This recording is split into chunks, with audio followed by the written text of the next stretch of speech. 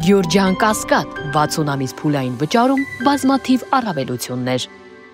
Պարոն Շահնազարյան, նախ այս դատական պրոցեսների վերաբերյալ տեսնում ենք դատական համակարգը բավականին ծանրաբեռնված է նմանատիպ գործերով, հայցերով, միջնորդություններով։ Ինչ համատեքստում եք նախ դիտարկում, որովհետև իշխանությունները պնդում են, որ ամենևին քաղաքական համատեքստ չկա։ Իհարկե իշխանությունների պնդումները ամբողջությամբ հիմնազուրկ են, ակնհայտ է, որ այս իշխանությունը պատրաստում է հերթական անգամ իշխանությունը զավթելու եւ դրա շրջանակներում ըստ էության նրանք աշխատում են բոլոր այն ուժային կենտրոնների դեմ, ովքեր կարող են հասարակություն կոնսոլիդացնել, ովքեր կարող են իրական սպառնալիք դառնալ իրենց իշխանության համար։ Թիրախները ընտրված են իմ կարծիքով բավական ճիշտ եւ հետեւականորեն աշխատում են անսպասելի գործերով, մտածածին գործերով, որոնց միակ նպատակը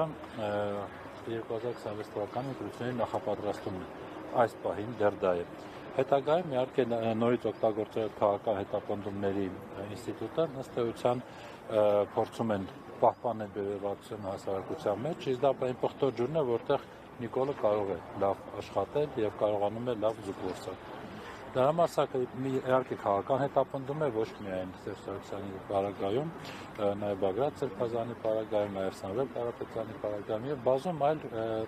գործընթացներ, որոնց մենք ականատես ենք լինում, որոնց հիմքում իրավական ոչինչ չկա, հետեւաբար կարելի ասել դատարանները զբաղված են ոչ թե քրեական գործերով, այլ զբաղված են քաղաքական պատվեր կատարելով։ Պարոն Մելիք-Շահնազարյան, տեսակ, որ ամեն դեպքում այսպիսի պրոցեսներով հնարավոր լինում է կասեցնել ընդդիմության տարբեր պրոցեսներ, տարբեր գործողություններ, ինչ անել, ինչպես եք տեսնում հեռանկարը, եթե Փաշինյանը իր թիմակիցները շարունակում են անզիջում պայքար մղել տարբեր հանրային շրջանակների, այդ թվում Այրաթոռի դեմ։ Ես կարծում եմ, որ լուծումները շատ ակնհայտ են։ Պետք է կոնսոլիդացնել հնարավոր բոլոր ռեսուրսները, ընդդիմադիր բոլոր ռեսուրսները եւ համատեղ ուժերով հասնել իշխանապողության։ Գործիքներ առաջադրված է եւ խորհրդարանում է իմպիչմենտը, այսինքն այլ տարբերակ չկա։ Հակառակ պարագայում մենք տեսնում ենք, որ իշխանությունը զբաղվում է ընտրություն կեղծելով, արդեն իսկ այսօր կեղծվում են այդ ընտրությունները, որովհետև այն ուժերը, որոնք պետք է նաև պատրաստվեն, հիմա փաստացի դատարաններում են անդադ լինում եւ որևէ աշխատանք այդ ուղղությամբ արդյունավետ իրականացնելու հնարավորություն չկա, եւ չեմ ասում, որ այլ բազմաթիվ զարգացումներ, օրինակ ընդդիմադիր համայնքապետերի ձերբակալություններ, հետապնդումներ եւ այլն, ընտրություն է կեղծել։ Իմպիչմենտն էլ ակտուալ չի։ Իմպիչմենտը ակտուալ է, շատ ակտուալ է եւ ակտուալ է լինելու դեռ երկար ժամանակ։ Դրա համար ասում եմ, լուծումը միայն մեկն է, մենք չենք կարող անդադ այս դատարանի դիմացից մյուսը գնալ եւ այլն։ Պետք է կոնսոլիդացիա արվի, պետք է վերջապես այդ օրակարգը, որը արդեն միավորել է խորհրդարանական ընդդիմությանը, երկրորդ շունչը ստանա եւ ձևավորի փողոցային պայքար։ Այլ տարբերակ չկա։ Այս համատեքստում Փաշինյանը ընդդիմադիր այս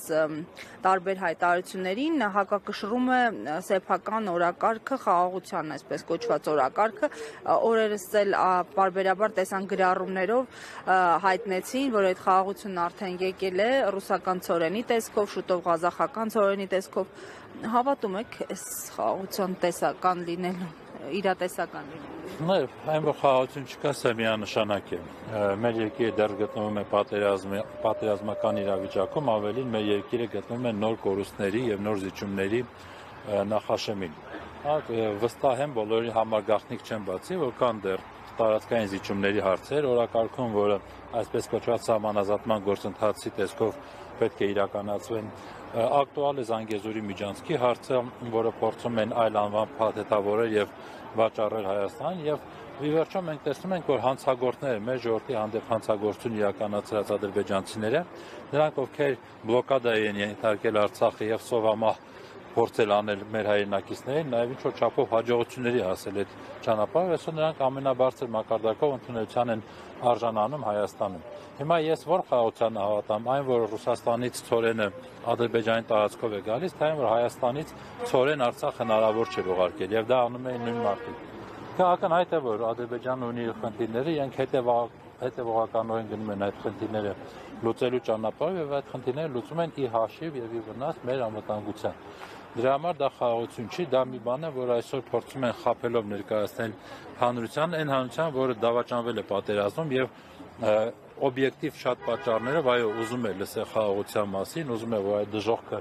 անցյալում մնա, ինչի մեջով որ մենք անցանք դավաճանության պատճառով, եւ դա աշխատացում է որպես զուտ քարոզչական գործիք։ Իսկ իրական խաղաղության մասին խոսել չկա, իրականությունն այն է, ինչի մասին խոսում է Ալիևը ցավոք սրտի,